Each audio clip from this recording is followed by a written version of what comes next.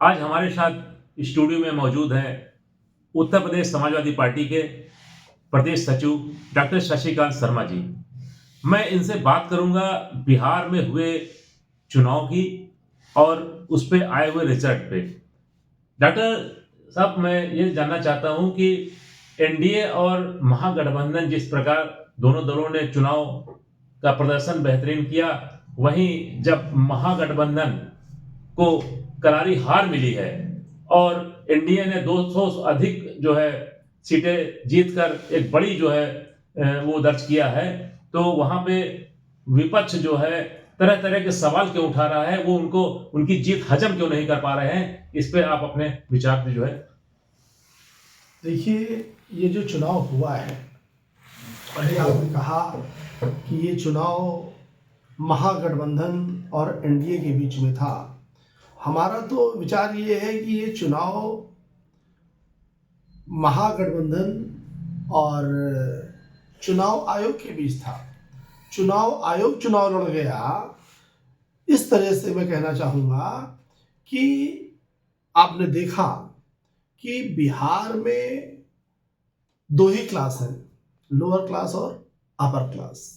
वहाँ पर upper class तो पूंजीवादी है ही है, और ये एनडीए बीजेपी पूंजीवादियों की पार्टी है। दूसरा जो है धड़ा, वो गरीबी रेखा के बहुत नीचे है।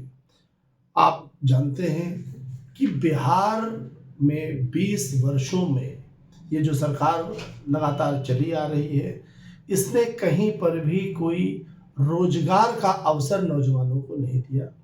सबसे ज़्यादा लेबर श्रमिक माइग्रेट हो रहे हैं बिहार से दूसरे प्रांतों में, दूसरे देशों में।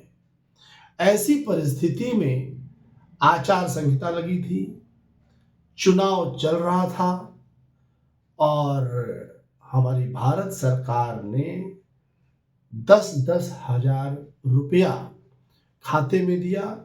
और कुछ सूत्रों से तो जानकारी यहाँ तक आ रही है कि जिन लोगों को बीएलओ बनाया गया था, उनके खातों में भी 10-10 हजार रुपये भेजा गया, और ये कहा गया कि आप लोग अच्छी तरह से प्रचार करो एनडीए का, बीजेपी का, आपको भविष्य में और मदद दी जाएगी। तो ऐसे प्रलोभनों की वजह से ये परिणाम आया।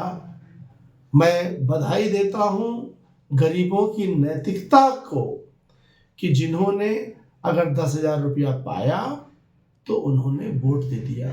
लेकिन जिस प्रश्न की बात आप कर रहे हैं, ये प्रश्न तो है, कहाँ संविधान में लिखा है कि आचार संहिता लागू होने के बाद, चुनाव शुरू होने के बाद भारत सरकार कोई भी रुपया कहीं पर भेजे? ये प्रश्न है। दूसरा प्रश्न, एसआईआर के माध्यम से जो सपोर्टर्स थे, विशेष वर्ग के लोग थे, उनके वोटों को काटने का काम इस सरकार ने किया। तीसरा, आप ही लोगों के चैनलों के माध्यम से हम लोगों को जानकारी हुई है कि बहुत बड़ी तादाद में स्पेशल ट्रेनों को चलाकर वो कहाँ के मतदाता थे, कौन लोग थे, उनको बिहार लाया गया, वोट डलवा के उनको फिर बाइज्जत वापस बुलाया गया। तो ऐसे प्रश्न तो हैं, और ऐसे प्रश्न हैं जिनसे बड़ा आने वाला परिणाम भयंकर होने वाला है कि हमारे देश की डेमोक्रेसी ऐसी परिस्थितियों में कैसे बची रहेगी, ये प्रश्न तो है। डॉक्टर साहब, ये एक सवाल और है कि जैसे ऐसे परिणाम आते हैं और महागठबंधन को हार मिलती है, हार मिलने के बाद आरोप प्रत्यारोप लगाए जाते हैं और उसके बाद सारे मामले ठंडे बस्ते में डाल दिए जाते हैं।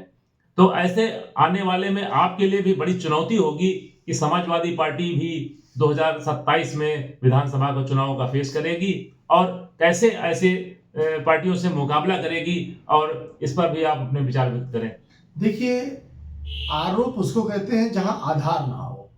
ये तो प्रमाणित है कि पैसा गया, आपकी जानकारी में है खातों में पैसा गया, आपकी जानकारी में है कि बाहर से लोगों को बुलाकर वोट डलवाया गया, आपकी जानकारी में है कि SIR अचानक थोपा गया। ये भी प्रश्न आया कि जब वो वोटर लिस्ट गड़बड़ थी तो इसका मतलब जो उस वोटर लिस्ट के आधार पर चुनाव हुआ, सरकार बनी, वो सरकार भी फर्जी है। तो प्रश्न तो अपनी जगह है। दूसरी बात आपने जो कही 2027 के चुनाव की, देखिए यूपी में और बिहार में बहुत बड़ा अंतर है। यहाँ की परिस्थिति अलग है और यहाँ पर आप जानते हैं कि 2024 के पार्लियामेंट के इलेक्शन में जो इनके षड्यंत्रकारी रथ है, जिसको ये विजय रथ कहते हैं, उसको रोकने में हमारे माननीय राष्ट्रीय अध्यक्ष समाजवादी पार्टी एक मजबूत चट्टान, मजबूत दीवार की तरह बीच में आई, जिसकी वजह से इनकी ये स्थिति हुई। उत्तर प्रदेश पूरी तरह से तैयार है। हमारी पार्टी माननीय राष्ट्रीय अध्यक्ष जी के नेतृत्व में पूरी तरह तैयार है और 2027 में ही एक वो अद्भुत रिजल्ट आएगा जो इनके षड्यंत्रों का भंडाफोड़ करने में सफल होगा। तो ये थे हमारे समाजवादी पार्टी के प्रदेश सचिव डॉक्टर शशिकांत शर्मा जी। मैं अगले वीडियो में फिर इसी तरह कुछ मुद्दों के साथ आपसे मुलाकात करूंगा। धन्यवाद।